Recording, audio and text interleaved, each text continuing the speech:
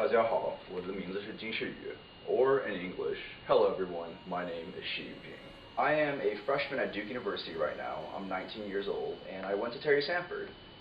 And I have been in America since I was 6 years old, and I used to live in Orlando, Florida. And then I moved to Fayetteville, North Carolina, where I've been living since. And that's just a little bit about me.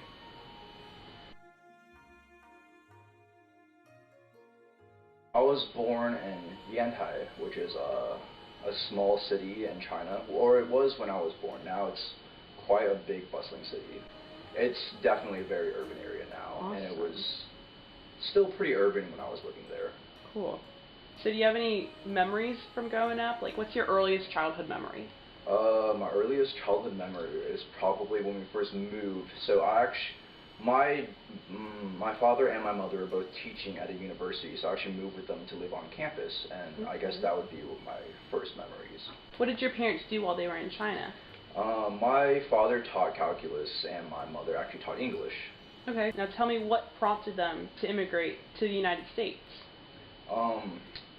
Actually, it was because one of their colleagues had recently gone to the U.S. and told everybody in the department about the opportunities he had encountered in the U.S., and that's what prompted my family to continue.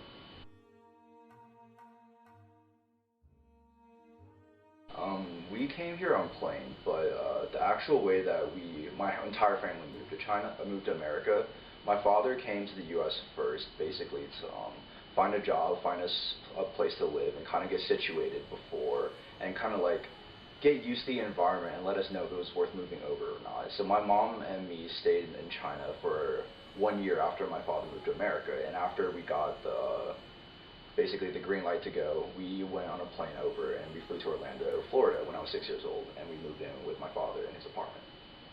So how did you end up in Fayetteville? So my dad came to America first not to find a job, but actually get his master's degree in college, and he went to the University of Central Florida. And after that was completed, he had to find a job somewhere, and so he got job opportunities from Texas and also a university in Fayetteville State University. And so that was where we chose to go, where my father chose to continue his career, so we moved here.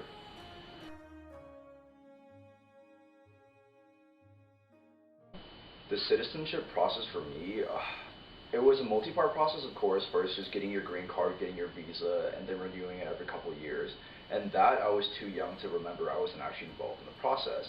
And in terms of citizenship, I didn't become an American citizen until I was 17, so my junior year of high school.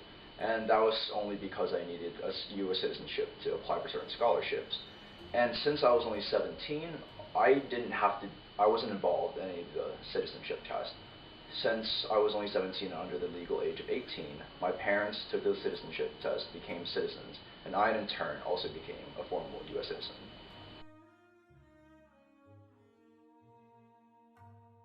So when you came to the U.S., you obviously left some things behind. What are some things that you missed when you came here? I left my pet bunny at home. My parents had to give it away to my grandparents, and I'm not too sure what happened to it. So that was pretty bad. That was my first pet, and actually my only pet, because my father's allergic to dogs, and you can't have another pet in the U.S. And so that was one thing that we left behind that was really devastating, and I think that was probably the biggest thing.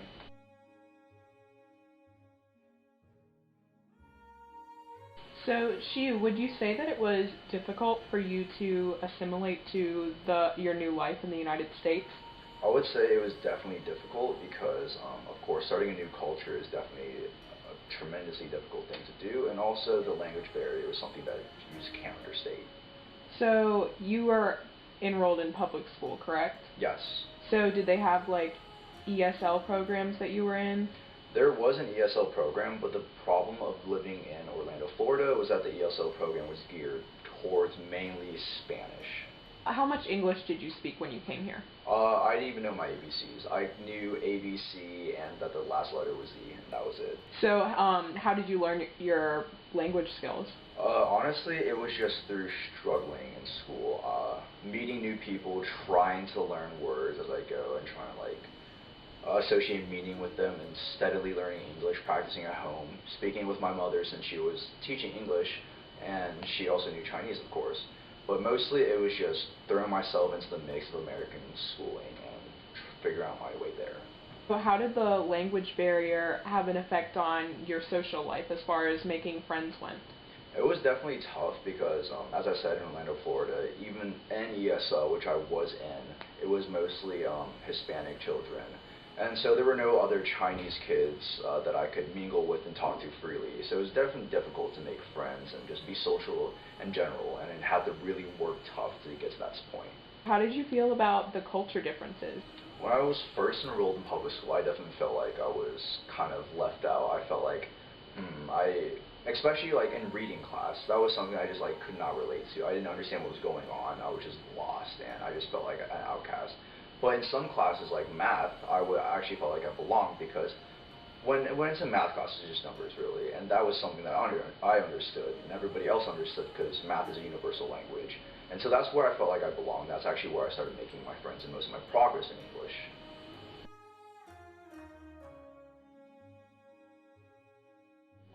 Elementary school, it was it was a lot better than Orlando, definitely. I learned the language.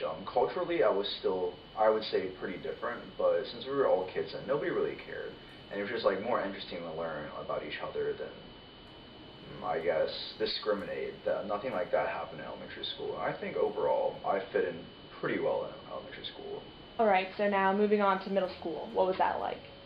Middle school, I guess that's when I first started to really accept the American culture, and I started realizing, well, this is where I'm going to be living for the rest of my life, most likely, and that this is what I'm going to have to get used to. And I started kind of giving way to giving away my Chinese culture in exchange for more American culture, and all my Chinese roots started disappearing, and even my language started going downhill. It was definitely easier to fit in like that, and that was definitely something that promoted me to act that way. But also, just living in America, at that point I had been living in America for, I would say, 6, 7 years. And at that point, really, that's more than half my life at that time. So really, all the experience I've had in America matched and kind of overweighed my experience in China. What kind of loss of culture did you experience? A loss of language, I would say. Loss of dialect, loss of grammar, loss of my ability to write and read in Chinese, definitely. My parents first became Christian, and that was kind of a major thing for us. So being Chinese, we always grew up with Buddhist beliefs and Buddhist religion. Since I was young, I wasn't too involved in that yet, but just knowing that my parents are Christian, having our faith change was kind of a big deal for me. What language do you talk to your parents in when you're home? I talk mostly Chinese.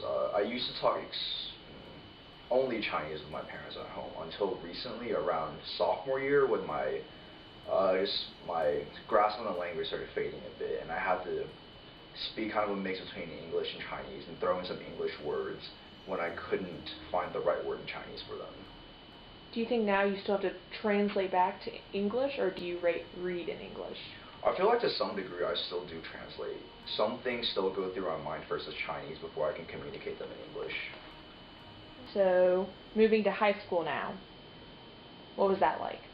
High school, I'd fully adjusted, fully assimilated. I'd become, in my mind, more American than Chinese. And that was also when I formally became an American citizen. But high school was definitely an easier time for me since I learned the language. I was able to do extremely well in school. I was able to socialize a lot easier, better able to make friends. And high school was a very easy and happy time for me, I guess. Did your Asian culture have anything to do of how well of a student you were in school? Because you were a valedictorian of Terry Stanford High School of your class. I would say that genetics honestly had a lot to do with it. Both my parents, I believe, are extremely smart, especially my dad. And I think that definitely helped me to progress through school. I was able to adapt a lot quicker than most people are, most people who first come to America. I was definitely able to excel in all my classes along with the average student.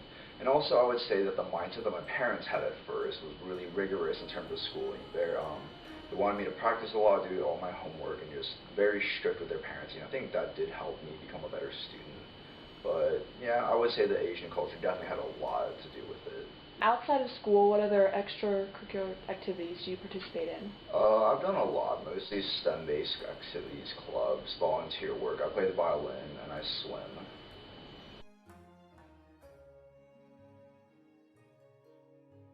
You still have relatives in China? All my relatives still live in China apart from my parents. So how does your education compare to theirs? It doesn't really. Chinese education and American education, you can't compare them. Chinese education is geared around school. Social life, non-existent. Sleep, non-existent. It's all school. In America, really, school is maybe 10% of what I focus on, and then 90% is dedicated to other stuff. But in China, I would say, realistically, 75% of a student's life is geared towards purely school. Even when they leave school, they still have to do homework, remedial work, tutoring sessions, all of that. And that's something you just simply don't see in America. It's actually very different, very different. Right. Even the way it's set up. Okay. So there's no class. There's no junior, senior class. It's individual classrooms, just a class size of 25, and then you compete within that class and also with other classes. It's like double block grading in college. Okay. It's super weird. In high school, you were obviously very competitive with your peers, top of your class. If you stayed in China, do you think you would still be at that competitive level? I don't believe so. So, in America, in high school, I felt like I didn't really do that much work, but I do have cousins in China who I've talked to, and they say they're purely devoted to their education. They're doing schoolwork every single day, every single hour of their life. My cousin actually came to visit America over the summer when I was a freshman, I believe. And even then, when she was on vacation, she brought home packets and packets of homework to do that was due when school began. And even when it was her vacation time and alone time, she still had copious amounts of work to do. And asking my father about his high school experiences, he told me that he wasn't even top 10% of his class. And I feel like my dad's way smarter than me, probably the smartest person I know. And here I am as valedictorian of our high school, barely doing any work. So I don't think it's really comparable. I think I would have struggled a lot in Chinese schooling. So obviously the priorities of the cultures were very different. Yes. Yes, the pressure of my parents is something that I can't escape. Ever since, I would say, middle school, they've had extremely high expectations of me. That's something that I just can't escape. It's in our blood, it's in our culture, and it's just something that's expected of me, and I try my best to fulfill those expectations.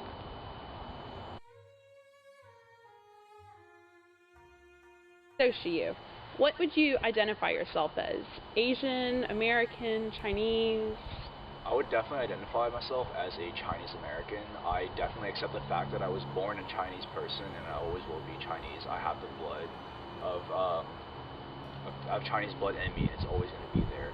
But I also have to accept the fact that I've lived in America for over 13 years now, and I'm planning to live here for the rest of my life and work here. So I do have to accept that cultural identity of myself.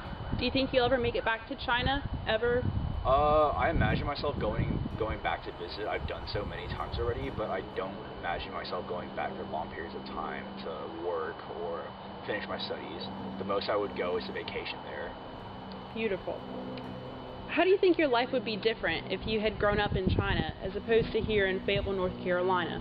I think it'd be very different, that my life would have revolved around studying, and I don't think I would have had the same social circle, and I wouldn't have found my interests as well as I would have here in America. I feel like in life I would have just done what my family did, and I would have become a teacher just like my parents and taught at the same university they did. And I feel like overall I wouldn't have been as happy. I'd definitely be living in a very crowded area in China. Probably wouldn't be even living in a major city, so just living in like the inner city parts of Yantai or Hangzhou. And that's really nothing to compare to Durham, where I'm at right now. Do you think your life would be any more diverse? How would that differ? I feel like all of those would be a lot less diverse than China, because China overall is pretty close-minded, especially in the political realm, and you just don't find the same diversity as you do in America anywhere else. So, speaking on America now, what are your views of our country? Well, right now, I consider America my country as well. I love it here. It's really, I guess, where I would call home. Like, when people ask me where I'm from, my first instinct is to say Fayetteville, North Carolina. I don't think, like, if somebody approaches me at Duke and asks me, oh, where are you from? Never have I ever thought to say, oh, I'm from China. I always instinctively say Fayetteville, North Carolina. So, last but not least, are you happy? I feel like with everything that's turned out, I'm very happy in America. I love my life here. I love my family, the family that come with me. I still have close relations with my family back home, and I have all my friends and close social groups that I established here. So I feel like I am very happy.